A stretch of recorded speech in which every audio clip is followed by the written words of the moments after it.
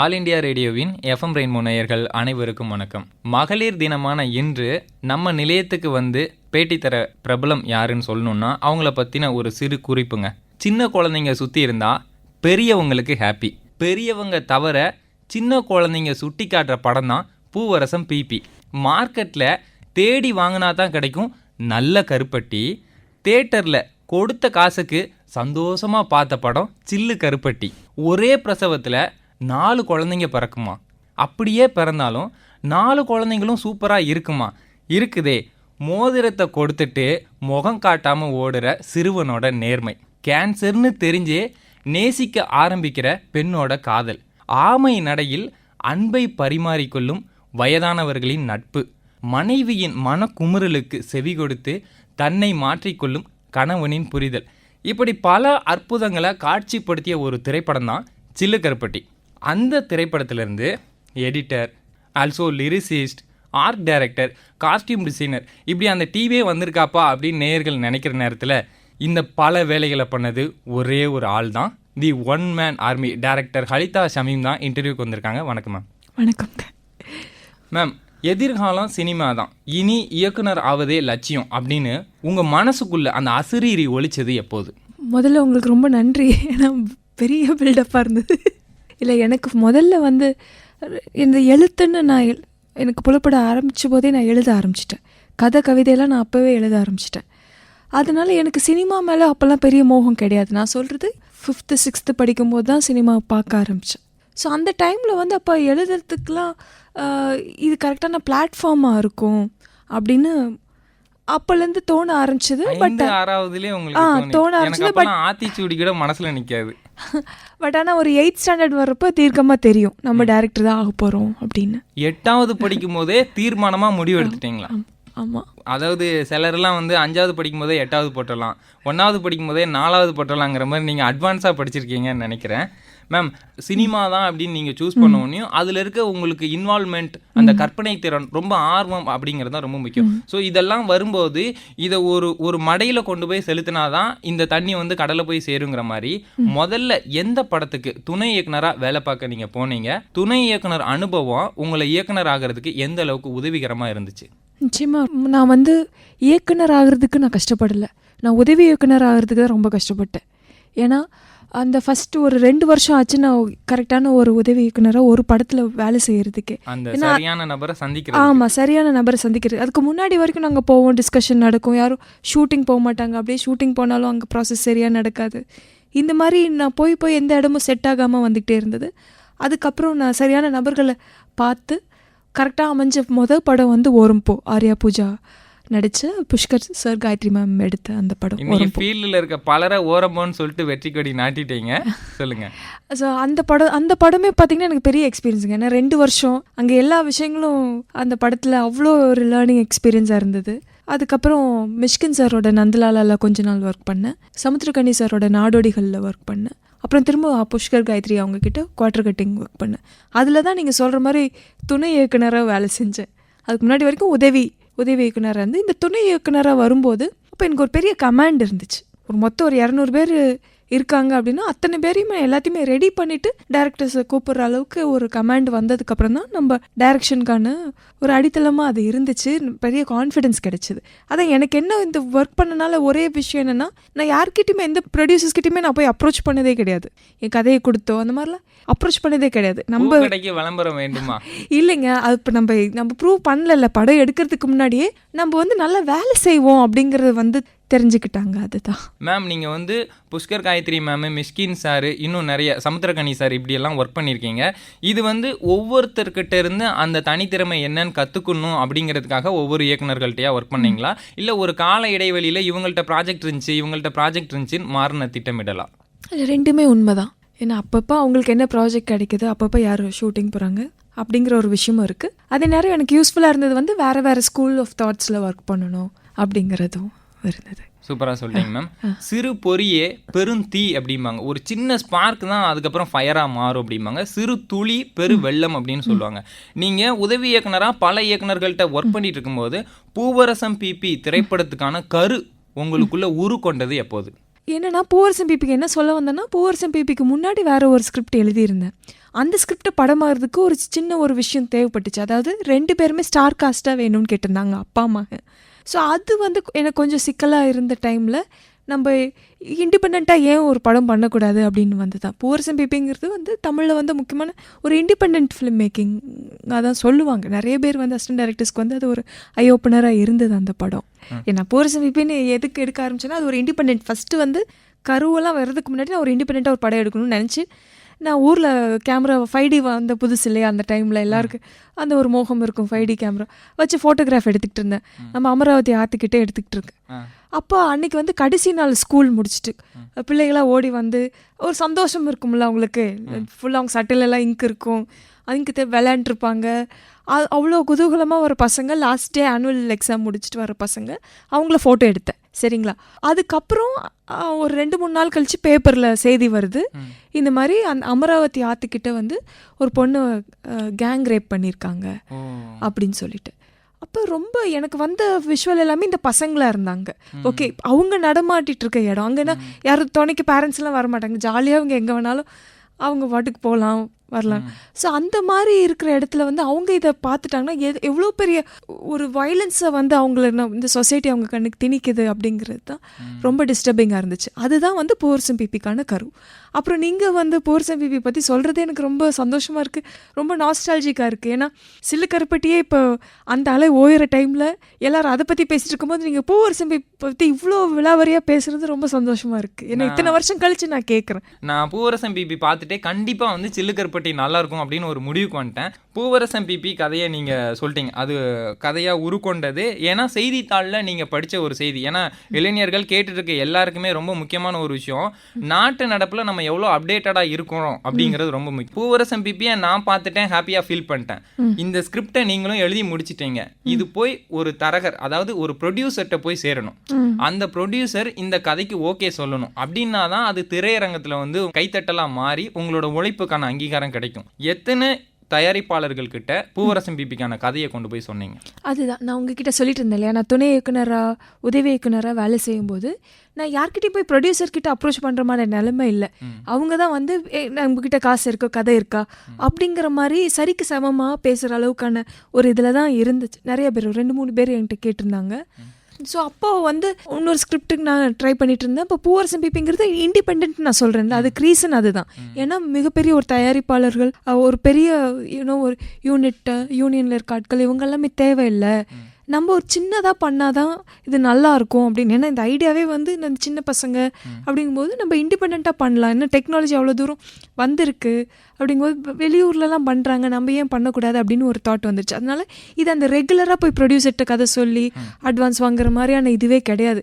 இது எல்லாமே அப்புறம் புதுசாக இருந்துச்சு. நானே கேமரா வாங்கி இது பண்ணிட்டு இருக்கும்போது அப்போ மனோஜ் பரமஹம்சா இருக்கார் இல்லையா, அவர் என்கிட்ட கேட்டார், இண்டிபெண்ட்டாக நீங்கள் எடுக்கிறீங்களா, அப்போ நானும் பண்ணலாமே, நானும் வந்து இதில் ஏதாவது கான்ட்ரிபியூட் பண்ணுறேன் அப்படின்னு சொல்லிட்டு நான் 5Dயில் எடுக்கிறதா இருந்த கதையை வந்து அவர் ரெட் ஸ்கார்லெட் வாங்கினார். அப்போ ரெட் கேமரா அப்போ வாங்குறாரு. ஆமாம், இந்த படத்துக்காக இந்த மாதிரி இண்டிபெண்ட்டாக எடுக்கணுங்கிறதுக்காக வாங்குறாரு. ஸோ அதுதான் என்னை பொறுத்த வரைக்கும் முதல் அடி. இப்போ ப்ரொடியூசர் ஓகே சொல்லிட்டு அந்த இது பண்ணுவாங்களே, அந்த மாதிரியான விஷயம்தான் அது. ஏன் படிக்கான முதல் படியாக இருந்திருக்கு. ஆமாம், முதல் படி வந்து அவர் அந்த கேமரா வாங்கினது தான். ஸோ அதுலேருந்து தான் எல்லாமே அப்படி போச்சு. அதனால நிறைய தயாரிப்பாளர்கள்ட்ட இதை சொல்லலை, இது அப்படியே அமைஞ்சது.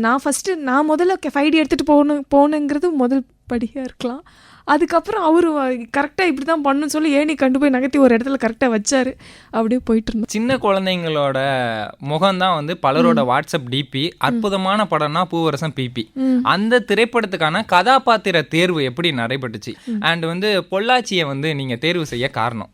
பொள்ளாச்சி வந்து என்னோட நேட்டிவ் தாராபுரம். நான் சொன்ன மாதிரி அந்த கதை யோசிச்சது வந்து அந்த அமராவதி கிட்ட. ஆனால் அமராவதி பார்த்தீங்கன்னா எல்லா நேரமும் தண்ணி வராது. பொள்ளாச்சி தேர்வு செஞ்சது காரணம் வந்து பெரிநீல் ரிவராக இருக்கணும். அம்பராம்பாளையம் அதை சுற்றி தண்ணி வந்துகிட்டே இருக்கும். ப்ளஸ் நிறைய லொக்கேஷன்ஸ் இருக்குது அங்கே. அதாவது சினிமாட்டிக்காக இருக்க லொக்கேஷன்ஸ் நான் சொல்லலை, கதைக்கு தேவையான. ஏன்னா எல்லாமே வந்து ரிவர் பெட்டுக்கு நடுவில் பக்கத்தில் இருக்கிற மாதிரி நிறைய ஒரு 6-7 சீன் வந்து நம்ம இது பக்கத்திலே தான் இருக்கும். எனக்கு அது எங்கே இருக்குது அப்படின்னு தேடி பார்த்து தான் நம்ம பொள்ளாச்சின்னு முடிவு பண்ணுது. ஓகே, அப்புறம் இப்படி தேர்வு பண்ணோம் அப்படின்னா எனக்கு இந்த பசங்களை வந்து அவங்க வந்து நான் பார்த்த பசங்க எப்படி இருந்தாங்களோ அதே மாதிரி வந்து ரொம்ப க்ளோஸ் டு நேச்சராக இருக்கிற பசங்களை தேர்வு பண்ணணும் அப்படின்னு நினச்சது தான். இந்த பசங்களையும் அப்படி ஆடிஷன் சொல்லிட்டு தான் நான் லோக்கல் கேபிள் டிவிலெலாம் விளம்பரம் கொடுத்து எல்லாரும் வந்தாங்க. ஒரு இடத்த புக் பண்ணோம். அங்கே ஒரு மொட்டை மாடிக்கு எல்லாரும் வந்தாங்க. அத்தனை பேர் நம்ம மதுரையில் கொடுத்தோம், பொள்ளாச்சியில் கொடுத்தோம், கோயம்புத்தூரில், அப்படி கிட்டத்தட்ட ஒரு 700-800 பேர்கிட்ட வந்தாங்க. அதுலேருந்து செலக்ட் பண்ண பசங்க தான். அதில் ஒரு பையன் மட்டும் தான் ஆல்ரெடி நடிச்சிருக்கான். எனக்கு நீங்கள் அந்த லோக்காலிட்டி வேணும் அப்படிங்கிறதுக்காக இவ்வளோ சிரமம் மேற்கொண்டீங்க அப்படிங்கிறது எப்படி தெரியுதுன்னா, அந்த ஃபோரன்சிக் அப்படிங்கிற ஒரு விஷயத்த ஃபாரின்லேருந்து ஒரு சிங்கு வருவார் கண்டுபிடிப்பார் நீங்கள் சொல்லி. ஆனால் அந்த ஃபோரன்சிக் அப்படிங்கிற விஷயத்த ஹியூமரில் நீங்கள் ஆட் பண்ணும்போது அது கரெக்டாக ஒர்க் அவுட் ஆச்சு. அந்த மோட்டார் செட்டுக்கிட்ட வச்சு அவங்க அந்த இது துருப்பு ஏதாவது கிடைக்குதான்னு பார்க்கும்போது ரொம்ப அற்புதமாக காட்சிப்படுத்தியிருப்பீங்க அந்த விஷயத்த. இப்போ சொல்லும்போது சொல்லிட்டீங்க 5Dலேருந்து இந்த ரெட் கேமரா அந்த மாதிரி இதுக்கு சினிமோட்டோகிராஃபர் அவரோட பரமஹம்சாவோட உதவி வந்திருக்கு. உங்களுடைய சினிமோட்டோகிராஃபர் அபிநந்தனா இருக்கட்டும், மனோஜ் பரமஹம்சா, இவங்களை பத்தி சொல்லுங்க.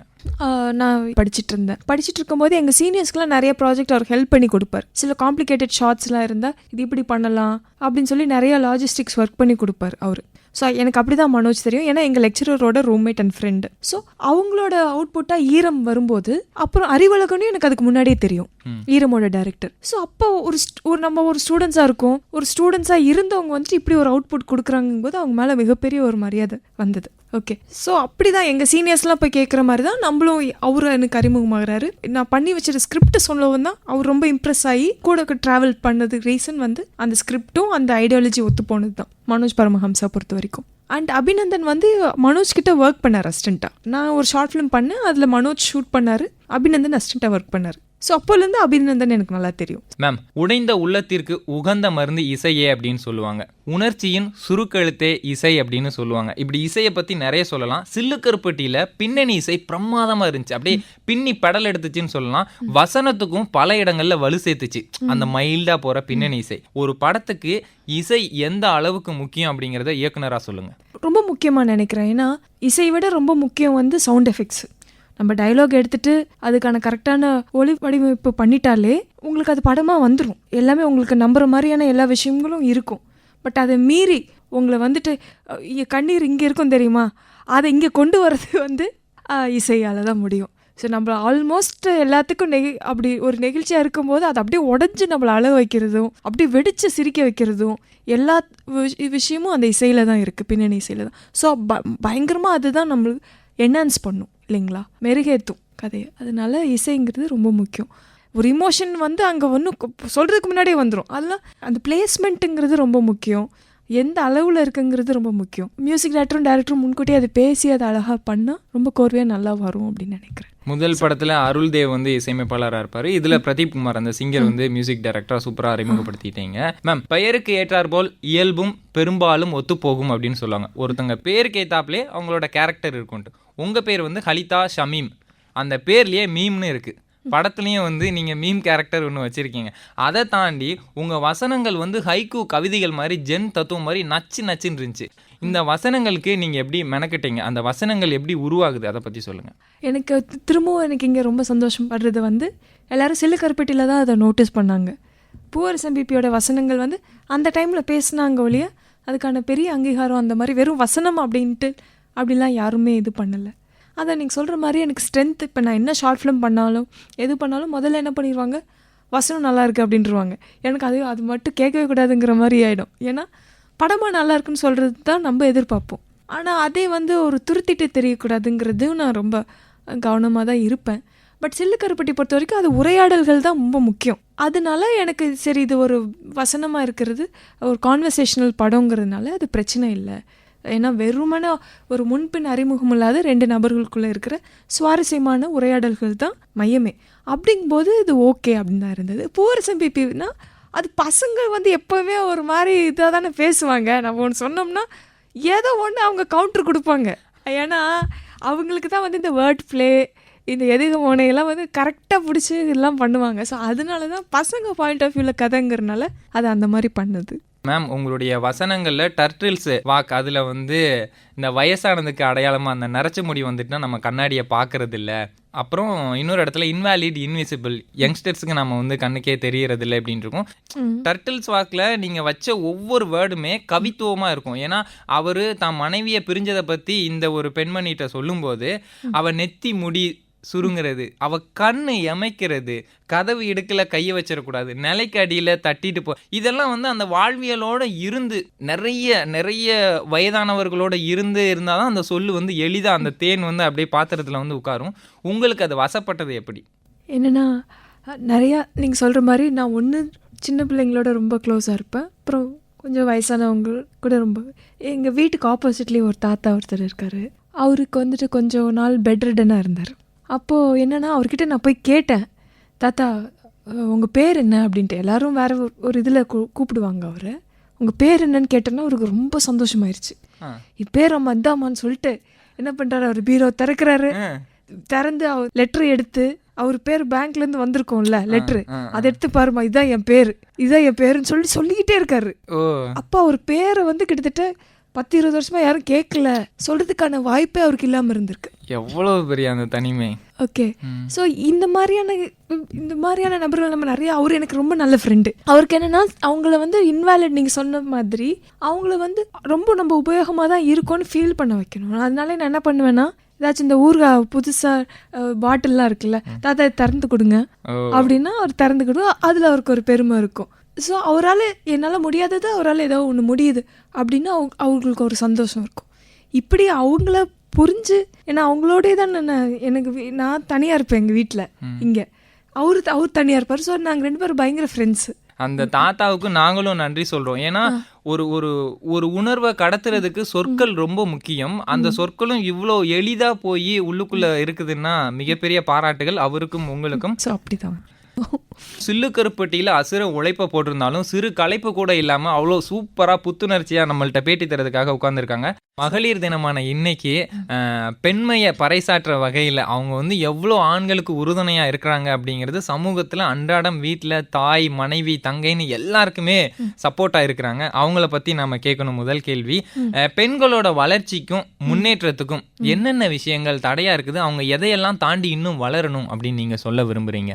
பல சமயம் வந்து இல்லை, அவங்க எனக்கு மேரேஜ் ஆயிடுச்சு, நான் குழந்தைங்கள பார்க்கணும் அப்படின்னு சொல்கிறாங்க இல்லையா. அப்போ வந்து நான் பார்த்த வரைக்கும் சொல்கிறேன், சில சமயம்தான் வந்து உண்மையிலே வந்து அவங்களால முடியாமல் இருக்கும். லைக் அந்த ஹஸ்பண்ட் அண்டர்ஸ்டாண்டிங்காக இருக்க மாட்டாங்க, அவங்க இன்லாஸ் அண்டர்ஸ்டாண்டிங்காக இருக்க மாட்டாங்க. ஆனால் பல நேரங்கள் எப்படி ஆயிடுதுன்னா அது ஒரு எக்ஸ்கியூஸாக இவங்க வச்சுப்பாங்க. அதாவது எனக்கு வந்து இது ஆயிடுச்சு அதனால அது பண்ண முடியாது அப்படின்ட்டு அதை வந்து ஒரு எக்ஸ்கியூஸாக இல்லாமல் ரெண்டையுமே மேனேஜ் பண்ணலாம். நிஜமாலுமே வந்து ஒரு எக்கனாமி வைஸ் ஒரு சப்போர்ட் இல்லை, ஹஸ்பண்ட் கிட்ட ஃபாதர் கிட்ட இருந்து சப்போர்ட் இல்லைன்னா அதில் ஒரு பெரிய தைரியம் பெண்களுக்கு வந்துடுது. ஸோ அப்போ சுயமாக நிறைய விஷயம் பண்ணுறாங்க. ஓகே, அதுக்கெலாம் பெரிய சல்யூட். ஏன்னா எத்தனையோ பேர் நான் இப்போ ஆட்டோ டிரைவர்ஸ் பார்க்குறேன், பசங்களை நல்ல ஸ்கூலில் சேர்க்கணும்னு சொல்லிட்டு காலையில் 5 மணிக்கு ஆட்டோ எடுத்துருவாங்க, நைட்டு 11 மணிக்கு தான் போகிறாங்க. அவங்க வந்து பெட்ரோல் அவங்க போய் அந்த கேஸ் அதெல்லாம் போடும்போது இல்லை, அழகாக நம்மளை வச்சுட்டு நான் இறங்குறேங்கான்னு சொல்லும்போது கூட இல்லை உட்காருமான்னு சொல்லிட்டு வச்சு ஆட்டோ தள்ளுறாங்க. ஸோ அந்த வலிமையெல்லாம் பார்க்கும்போது ரொம்ப ரொம்ப பிரமிப்பாக இருக்கும். இந்த பஸ் ஓட்டுறாங்க இல்லையா, ஃப்ளைட் ஓட்டுறாங்க, இது எல்லாமே எனக்கு ரொம்ப அவ்வளோ ஸ்ட்ரென்த் இருக்கும். ஆனால் வெகு சில பேர் வந்து வேறு காரணங்களை காமிச்சிக்கிட்டு இதனால தான் நான் பண்ணலை அப்படிங்கிறத பண்ணக்கூடாது. ஓகே, உங்களுக்கு எக்கனாமி வைஸ் உங்களுக்கு பிரச்சனை இல்லை, வீட்டில் வந்து எல்லாமே நல்லபடியாக ரன் ஆகிட்டுருக்கு அப்படின்னு சொல்லி அது ஒரு இதுவாக எடுத்துக்கூடாதுன்னு நினைக்கிறேன். எப்படி இருந்தாலும் அதை சரி பண்ணிவிட்டு முன்னுக்கு வரணும் அப்படின்னு நினைக்கிறேன். முன்னுக்கு வரணும்னு சொல்லிட்டீங்க. திரைத்துறையில் நீங்கள் இருக்கீங்க, பெண்களின் பங்களிப்பு எந்த அளவுக்கு இருக்குது? ரொம்ப ஜாஸ்தியாக இருக்குங்க. அது ரொம்ப ரொம்ப ஹெல்த்தியாக பார்க்குறேன். ஏன்னா நான் கஷ்டப்பட்டேன்னு சொன்னேன் இல்லைங்க, நான் அசிஸ்டன்ட் டைரக்டராக சேர்றதுக்கு. ஏன்னா அப்போல்லாம் கௌதம் மேனன், மணிரத்னம் இவங்க கிட்ட மட்டும்தான் ஃபீமேல் அசிஸ்டன்ட் டைரக்டர்ஸ் இருப்பாங்க. இந்த மாதிரி ஒரு மெச்சூரிட்டி அவங்களுக்கு மட்டும்தான் இருந்தது. நான் மிச்சம் டேரக்டர்ஸில் அசிஸ்டன்ட் டைரக்டராக போனேன்னா அவங்களுக்கு ஒன்றுமே புரியாது. ஏமா கேஷியராக இறேன், ப்ரொடக்ஷனில் இறேன், இல்லை ஏதாவது நடிக்கிறியா, எதுக்கு வந்து டைரக்ஷனில் நாங்களாம் வந்து நைட் வரைக்கும் வேலை செய்வோம், இதெல்லாம் உங்களுக்கு செட் ஆகாதேம்மா, அப்புறம் எல்லாம் பசங்களாக இருப்பாங்க, இதெல்லாம் உங்களுக்கு பெண்கள் இருக்கிற இடமா இருக்காதே அப்படின்லாம் சொல்லுவாங்க. அதுக்கப்புறம் இப்போ எப்படி நிலைமை ஆயிடுச்சுன்னா கண்டிப்பாக ஒரு டீமுக்கு ஒரு ஃபீமேல் லேடி தேவை, அதுதான் அடி அப்படிங்கிற மாதிரி ஆயிடுச்சு. ஏன்னா அவங்க வந்து அவ்வளோ தூரம் ரெஸ்பான்சிபிளாக இருப்பாங்க. என்ன கண்டினியூட்டி பார்க்குறது, அந்த மாதிரி நிறைய ரெஸ்பான்சிபிலிட்டிஸ், நிறைய மல்டி டாஸ்கிங் வந்து ஃபீமேல் நல்லா பண்ணுவாங்க. ஓகே, அதனால அவங்க வந்து பொறுப்புணர்ச்சி ஜாஸ்தி இருக்கனால எல்லாருமே ஒரு ஃபீமேல் லேடி ப்ரிஃபர் பண்ணுறாங்க. அசிஸ்டன்ட் டைரக்டர் கூட விட்டுருங்க, நிறைய எடிட்டர்ஸ், சினிமோட்டோகிராஃபர்ஸ்னு எல்லா துறையிலுமே, ஈவன் ஒரு கலரிஸ்ட், இப்போ நான் சிலுக்கருப்பட்டி பண்ணப்போ ஒரு கலரிஸ்ட் வந்து அந்த ஃபீமேல் தான். ஸோ அதனால எல்லா இதுலேயுமே வந்து பெண்கள் இருக்காங்க. ஸோ அது ரொம்ப ஹெல்த்தியாக நினைக்கிறேன். கிட்டத்தட்ட ஒரு 7 வருஷத்தில் டிராஸ்டிக்காக நிறைய விஷயம் நடந்திருக்கு. அப்புறம் இதையும் நான் சொல்லி ஆகணும். ஏன்னா முதல்ல நான் போர் சமீபிக்கலாம் இன்டர்வியூ போகும்போது இப்படி தான் கேட்பாங்க, ஏன் பெண்கள் ஒருத்தர் கூட ஜெயிக்கல அப்படிம்பாங்க. அதுக்கப்புறம் இப்போ என்ன கேட்குறாங்கன்னா, இப்போ ஒரு செம்பிபிக்கு அப்புறம் இந்த 4-5 வருஷத்துக்கு அப்புறம் ஏன் சரிக்கு சமமா இல்லை அப்படின்னு. அப்போ அதுவே பார்த்து எவ்வளோ ப்ராக்ரெஷன் ஆகிருக்கு அப்படின்னு ஒரு விஷயம் இருக்கு இல்லையா இங்கே.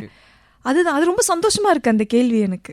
அப்போ அதுதான், ஏன் சரிக்கு சமமா இல்லம்பாங்க, நாளைக்கு ஏன் பெண்கள் ஆக்கிரமிப்பு பண்றாங்கன்னு கூட கேட்கலாம். நான் இன்னும் ஒரு 10 வருஷம் கழிச்சு வரும்போது அந்த மாதிரி நிறைய ஃபீமேல்ஸ் இருக்காங்க இண்டஸ்ட்ரியில்.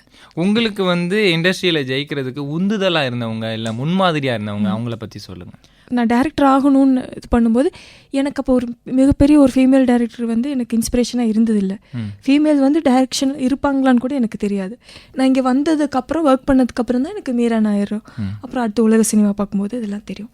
இங்கே இருந்திருக்காங்க, பட் ஆனால் அவங்கெல்லாம் வந்து அவங்க பேக்ட்ராப் வந்து சினிமாவாக இருந்திருக்கும், புரியுதுங்களா, அப்படி தான் இருந்திருக்கும். பட் நான் ஒர்க் பண்ணும்போது காயத்ரி மேம்கிட்ட ஒர்க் பண்ணேன். ஸோ அவங்க வந்து ரொம்ப ஈக்குவலாக 2 பேருமே, புஷ்கர் காயத்ரி, அவங்க 2 பேருமே சரிக்கு சமமாக ஒர்க் பண்ணுவாங்க. யாருமே இவங்க டாமினன்ட் இவங்க லெஸ் டாமினன்ட்னே இருக்காது. ஸோ அதுவுமே பெரிய ஐ ஓப்பனிங்காக இருந்தது. அதுதான் எனக்கு ரோல் மாடல்னு இப்போது எனக்கு தெரில, பட் ரோல் மாடல் அவசியம் இல்லைன்னு நினைக்கிறேன். அது இருக்காங்களோ இல்லையோ, நம்ம வரணுன்ட்டு தான் நான் வந்தேன். அந்த மாதிரி தான் நிறைய பெண்கள் வரணும். ஏன்னா நிறைய க்ரியேட்டிவிட்டி பெண்கள்கிட்ட இருக்கும். இந்தியா தாண்டி எல்லா பக்கம் பார்த்தீங்கன்னா ஃபெஸ்டிவல்ஸ்க்கு வர படங்கள்லாம் பார்த்தீங்கன்னா எல்லா விமன் ஃபிலிம் மேக்கர்ஸாக இருப்பாங்க. 60-70% வந்து விமன் ஃபிலிம் மேக்கர்ஸாக இருப்பாங்க. நம்ம ஊரில் தான் ஸ்லோலி, அதுவுமே இப்போ இந்த 7 வருஷத்தில் ரொம்ப டிராஸ்டிக்காக வந்திருக்கு. ஸோ இனிமேலும் வரும் அப்படின்னு நினைக்கிறேன். என்னதான் இருந்தாலும் பெண்கள் வந்து 2ஆம் பட்சமாக பார்க்கப்படுறாங்க எந்த ஒரு உழைப்புலையுமே. அதை எப்படி பார்க்குறீங்க? 2ஆம் பட்சமாக பார்க்கப்படலை அப்படிங்கிறது தான் பார்க்குறேன் அப்படின்னு தான் நான் சொல்லுவேன். ஒரு அறியாமையில் கேட்டாங்க இல்லையா ஃபீமேல் டைரக்டர்ஸ் எப்படி அப்படின்ட்டு. ஆனால் அதுக்கப்புறம் அப்படி ஒரு விஷயமே இல்லைங்க, அப்படி ஒரு விஷயமே இல்லை. ஏன்னா ஒர்க் பண்ணும்போது பார்த்திங்கன்னா நம்ம ஒர்க் பண்ணுறத பார்க்கும்போது இவங்க என்ன ஒரு ஃபீமேலாக இருக்காங்க அப்படிலாம் யாரும் பார்க்க மாட்டாங்க.